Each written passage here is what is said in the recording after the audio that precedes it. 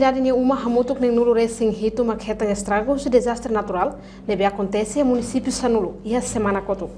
Porta-voz da Autoridade de Proteção Civil, João Felipe de Souza, informa assunto nebe jornalista Sira e a conferência imprensa nebe realiza essa conferência APC Caicoli Dili, segunda-feira, Lourenço Nolo Racing Walo, fulan setembro, tinan riun rua Ronolo Racing Tolo. Turmai declaração completa o porta-voz APC, João Felipe de Souza. Hoje, dia 18 de setembro de 2023, durante a semana de verão, o município Sanulo maka afetado ba desastre. Município Sanulo maka afetado ba desastre, afetado ba família de Nolo Recibito maka sai do clima ba desastre que matéria. Aparentemente, dia 11 to dia 18 de setembro de 2023, aparentemente o município Aileu, município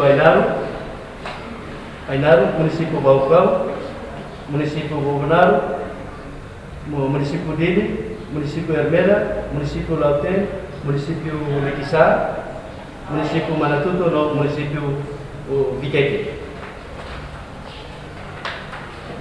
Tina semana ini ini frekuensi no bot maka ani bot maka asal suma amutu 58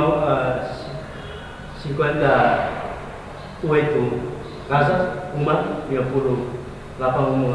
uma kai maka asal suma ani bot uma kai ai uma kai sia maka estragos nebe município Aileu acontecimento dia suku selo drive Podomau, dia 12 de setembro de 2023, e o município Ainaro, e o posto administrativo Ainaro Vila, suku Maulu, dia Ulufu, e dia 10 de setembro de 2023. Acontecimento em comunidade de Comuns.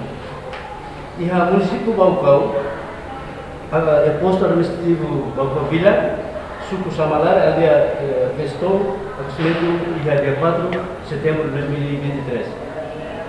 Ahan comunidade Umarua. E suku Garibari, dia Maucale, acontecimento dia 3 de setembro de 2023. Anibon, estragos comunidade Umaida.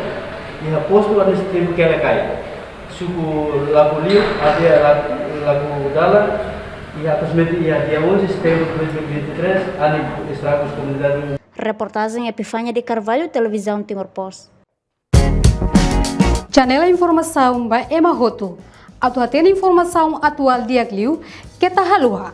Haneha botão subscribe, like, halo comentário no file botão ba media social hoto.